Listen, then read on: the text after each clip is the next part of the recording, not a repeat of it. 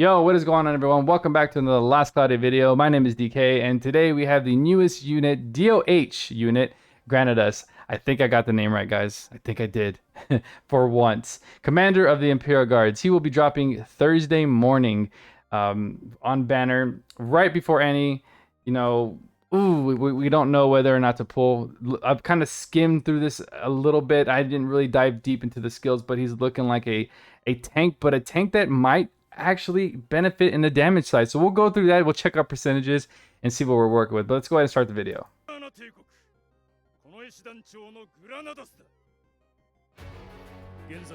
Oh, look at Balin looking fresh.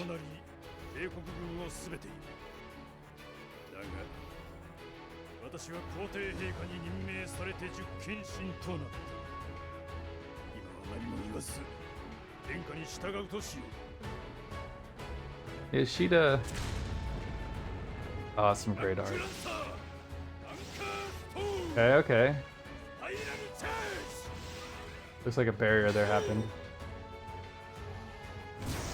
Oh!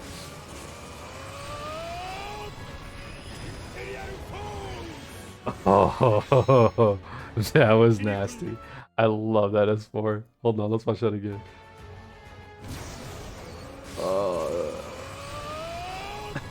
Look at that big shield. Man, yeah, look at those buffs right there. That's a lot happening. Wow, that looks just beefy as all hell. Man, I wonder what that does. Okay, so he's most likely going to be a single-wheeled unit. Putting dual-wield on him might benefit you. Like I said, I think he actually, judging by what I saw, kind of glimpsed at his kit, his percentages might have him dealing, pretty decent damage. Usually these units at the start of these trailers are not really that strong, but you can see right there, those numbers are actually pretty decent. 4,680 damage. We don't even know how strong this unit is or how well it's built for this video. So he potentially could be capping, which would ideally be our first tank that's useful as, as a DPS. So, or like real tank, So let's go ahead and kind of go through this. So we don't know if we're gonna put dual on him yet. He, like I said, he does have a what is it called, two-handed spear skill. So what that does is that gives him an extra 5k cap if he's running one spear. So if you were to run dual wield on him, it will negate that. You will not be able to get that extra 5k. So I don't know if you might want to keep him at the higher, I don't know. It's going to be a lot of testing, not a lot of testing, but some decent testing on that to see what benefits you the most. Maybe for arena, I don't know. I really don't know. Dual wield or single wield, guys. Drop in the comments below. Tell me what you guys would do. So we have 5 hits on his S1. We have 8 hits on his S2, which is not bad for dual wield. And then 16 hits. Again, not bad on hits. And then we have we already watched his S4. We'll watch it again because it's clean.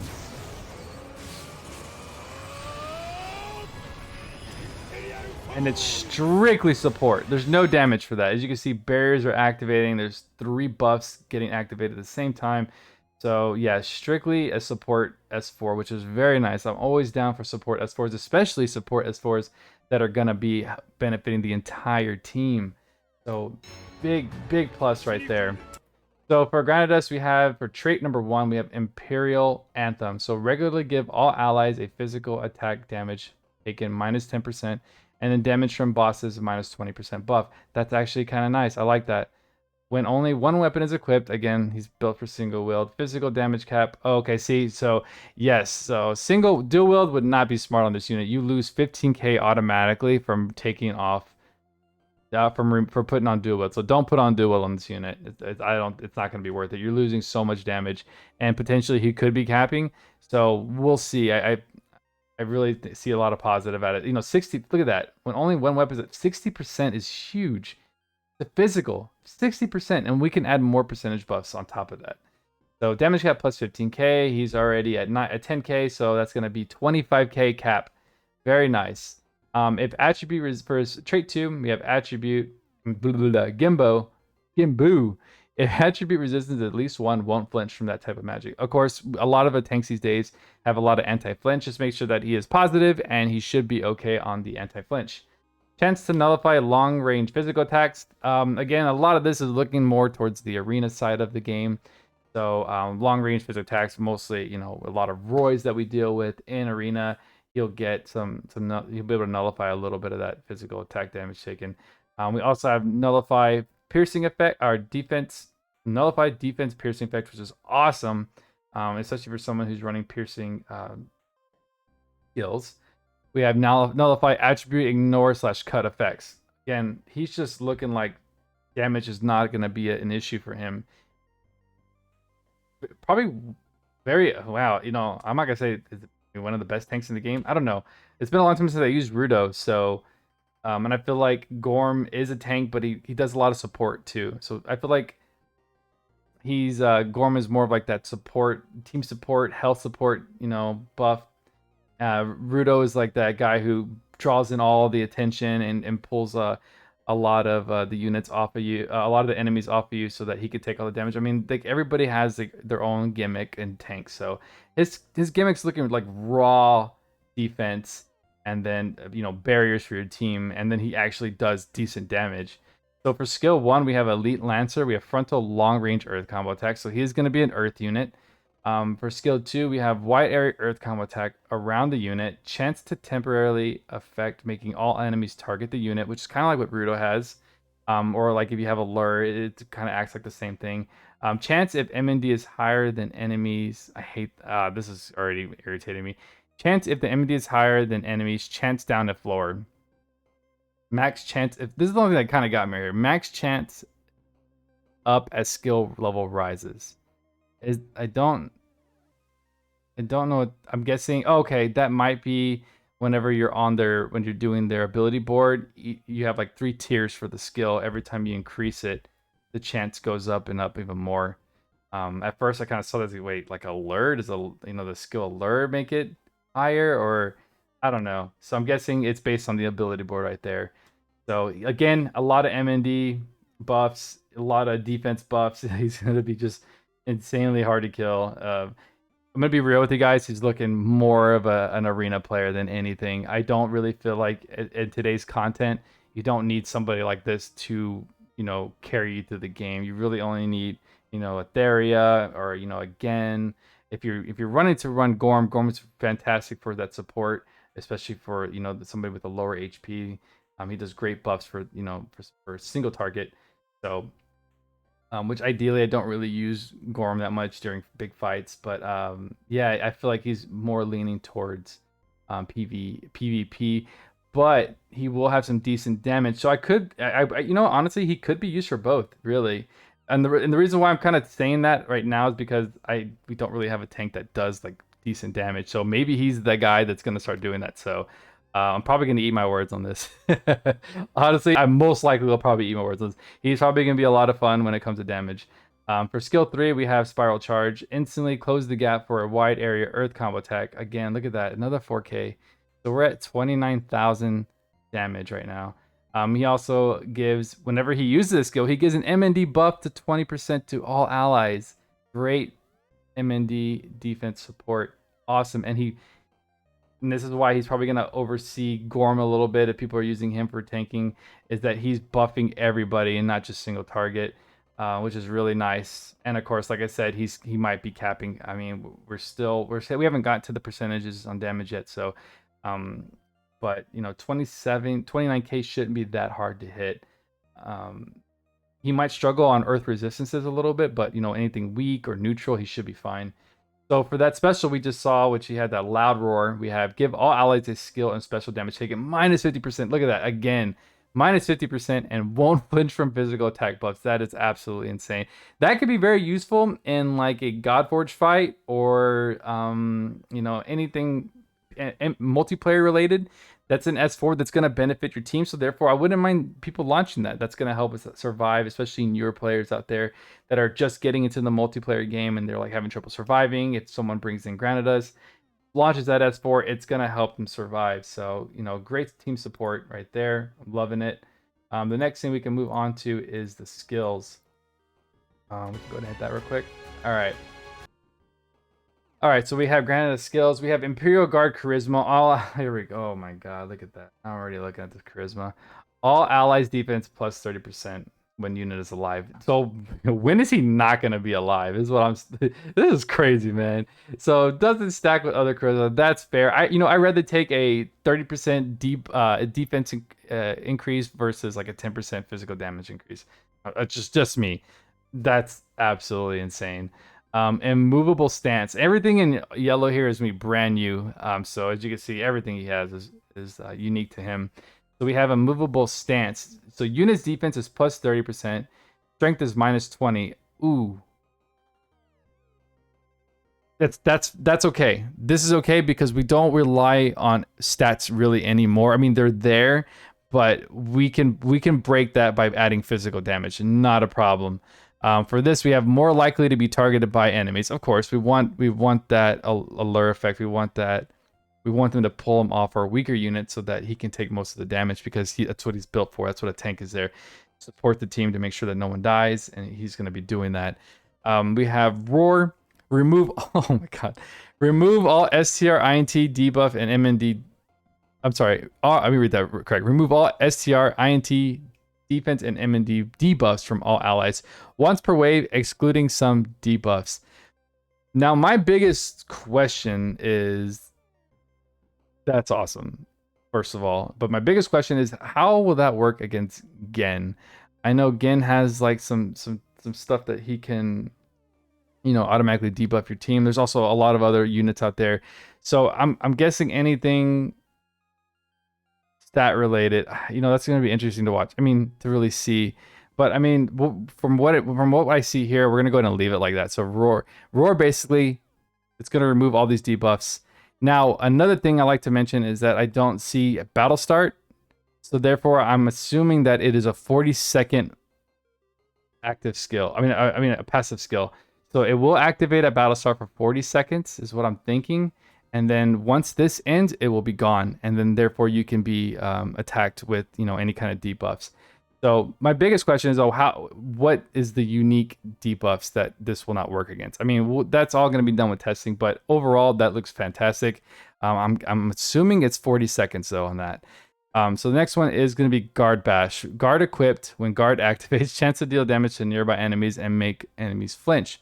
That's pretty unique, especially for Arena. If you have somebody attacking you, and the guard activates, you basically make everybody flinch and could cause people to stop attacking. Therefore, they lose out on a skill, which is huge, right? Let's say someone's close by, like a Levi's about to hit you, and you guard, they flinch, it stops the attack because his S3 does prolong pretty well. But if it does hit, it could really knock out a good amount of your team. So the fact that it makes him flinch will throw him out of the skill, and therefore is a total waste. So that is very huge. In Arena, that's gonna be messed up. Look at this. Look at this. Fierce Instructor.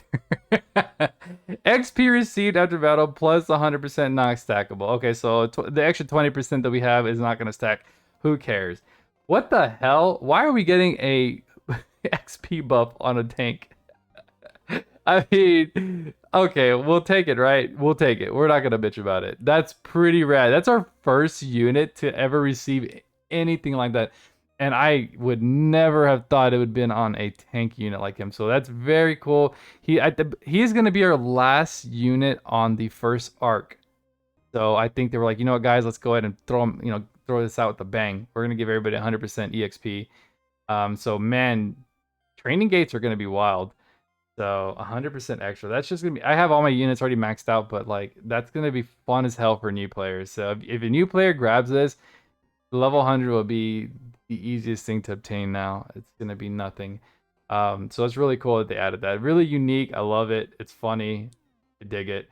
Next we have Focus Will. Duration of SCR, defense, INT, MND, debuffs taken minus 50%. So it looks like after Roar, whenever this dissipates, the Focus Will, anything that gets casted on you as far as a debuff, it's minus 50%. So that's really nice. So you will never get a full effect of a debuff. Really cool. Excluding some debuffs. That excluding some debuffs. Of course, we do have unique debuffs in the game. So of course, that's what that's gonna mean when it says excluding. So Chivalrous Mindset Spear. is also very new. We have Chivalrous Mindset. Now we have Spear. So Spear and Armor equipped. You get Spear Strength and Armor Defense plus 50%. So see, it's going to bypass that Immovable Stance. That minus 20%, you're not even going to notice it. So you get 50% just by having the Armor and the Spear equipped. Really great. So for Guard Vitals, we have Critical Chance taken minus 10%. Awesome. Resolve up max. We finally got a Resolve max. So this is going to be Defense and MND minus 50%. Huge. I love that. I hope we get that on a skill soon. I would absolutely run that. 7 SC, Aetus, please. 6, 7, 8 SC. I'll use it. Stone Enhance. We have Earth attack damage plus 10%. And then we have physical damage taken minus 15. Again, he benefits percentage-wise from his Earth damage. And then he gets minus 15 on physical. You can't go wrong with that on a tank. Anything physical damage related is going to be huge for me. Next thing we have Resolve 3, which is going to be 8% of what this is. So 8% of defense and MND. We have, if you can see here, all this right here, it's just guard. So basically, chance to guard, percentages on guard, heal on guard. he's just a guard master, man. Look at this guarding. So yeah, he's just gonna benefit a lot from guard, and as you can see up here, this guard bash is gonna be huge in arena. He's gonna make everybody flinch when he does. It's absolutely insane. We have Stone Armor, which I believe that one is a... what was that one again? Stone Armor. That one is gonna be minus 20% damage received from all thunder attacks. It's really random. I don't really... I mean, right? If you get hit by... Yeah, I don't really see that really being a problem. Weird one. It's kind of niche. Human Shield, I believe that's 10% for humans. Night Zone. Night Mastery, which I believe that is Soldier Slayer. And then minus 10% from soldiers, if I'm not mistaken. We also have... Oh, look, there's that two-handed spear, like I said. That's the extra 5,000. And then we have the Was that Phalanx? I know that only a couple of units have that. So, I believe Rudo has it. And Gorm has it, if I'm not mistaken. A lot of these I don't remember a lot of these. So it's when armor is equipped, activate the following effect. Oh, it's minus 20% to effective damage and minus 20% to crit.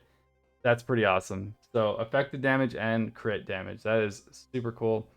Like I said, a lot of this is just going to be a lot of defense support. So you know, just probably one of the nastiest tanks in the game, really. Honestly. He's just looking really good as far as the tank side. And then we have, Night Zone, sorry. This one actually is really cool. This one gives you +2 to enemy attraction. When attacking from the enemy's front, you get a 10% physical damage. And when receiving the damage, it's a minus 10% received. So again, like I said, a lot of this is all going to be guard and percentage buffs to defense and stuff like that. So again, huge. So yeah, dual wield, no. Two-handed spear is gonna kind of take... Oh, that's like, what, another 5k on top of the 29, 34k. I mean, I really hope he can cap, because he does come with high boost. He does come with attack raise 2. He does come with another 2k right there, Earth Mega Drive. So that's another 2k. So he's looking at 34, 35, 36,000 damage cap right now. And there's no... And you know what's crazy about this is that there is no conditions for his damage cap. It's all straight raw damage. If you can get him to that point, he's gonna benefit, dramatically from that. We have piercing, and of course, one of my favorites. This is becoming one of my favorites, Indomitable Spirit. I love it. It's kind of like a beefed up Awaken, so very nice that we do get that. Skill charge 2, that is going to be really good, because if we go back over here, he does give a buff for his skill 2. So let's kind of dive in right here.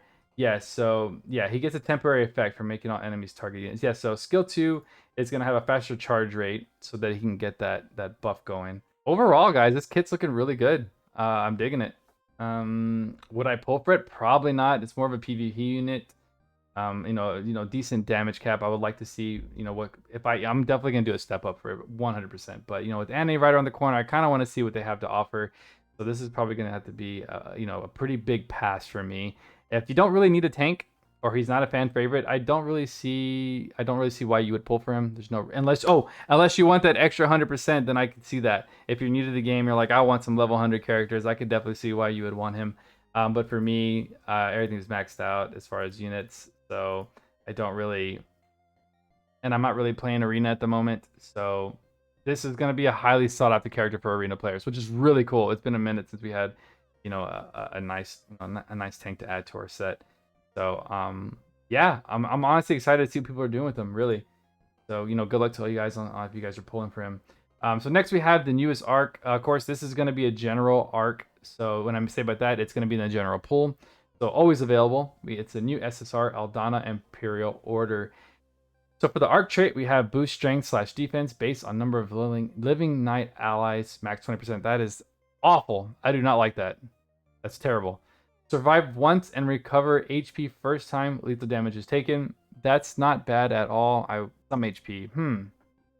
It's not worth using an arc over, in my opinion. There's other ways you can get away with that. So we have armor equipped skill and special damage taken -20. That's actually not bad. Ah, man. If I were to use between using this or Ganon, I'd probably use Ganon. Probably wouldn't even use this.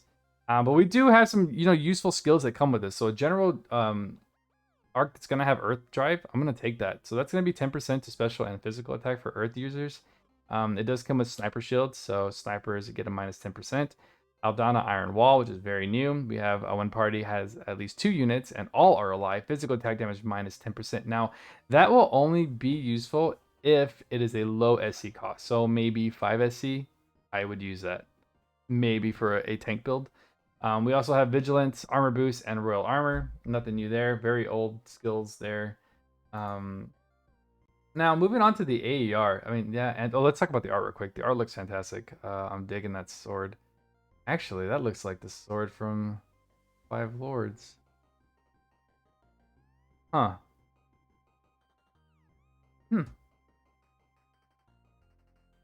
Okay, let's move on to the AER because they started doing that now. That's awesome. All right, so we have the 100% AER reward, Imperial Valor Shield. Now, normally I don't give a shit about shields, but for this unit, more auto guard, and then you get a continuous regeneration effect, gradually recover HP. Awesome. Now, another thing I love about this is not only does it come with some okay stats, defense 87, M&D plus 44, but +5 to dark and +5 to light. Therefore, running armor with maybe positive ice or fire armor, fire resistance is going to help you with the anti-flinch. So this, I'm going to say it. It's weird that I'm going to say this, but this is actually pretty useful on him. I would definitely use it. It doesn't come with any status ailments. So therefore, we don't know what his status ailments are going to be or his weaknesses. So we might have to kind of work around that. You want to make sure you cover his curse, his stun, stuff like that. Maybe, hopefully, he's nil to illness, so he can constantly. We won't have to worry about healing him, stuff like that. But overall, he's looking good. He's looking good. I'm not gonna say he's like trash unit or anything like that because that'd be not accurate at all. He's very, very good for what he does. Like I said, pulling for this unit is going to be really, really based on whether you need something like this or not. I don't recommend you pulling on him because he is a cool unit. Make sure that you guys kind of resource, set apart your resources correctly, especially for Annie. I just want everybody to have fun during Annie and not be broke. So that's why I kind of pushed that idea out there for you guys. But yeah, overall, exciting character. If I were to get him on Step Up, I absolutely would be playing with him to kind of test him out. And, I might actually play some Arena with him too if I did get him. But we'll see how the Step Up goes. But overall, what do you guys think? You guys going to pull on this character? Do you guys think he's worth it? It's a newest tank meta. So he looks good, guys. He looks good. I like him. And he's our closure to the arc, the first arc. So we're going to be moving on with that arc 2, which is looking really good, guys. So if you guys have any questions or comments, please, comments below, drop them in there. I'll answer them within a day or two. But let me know how you guys pulls go. Good luck to everybody on Thursday morning, and I will talk to you guys on the next video. Peace.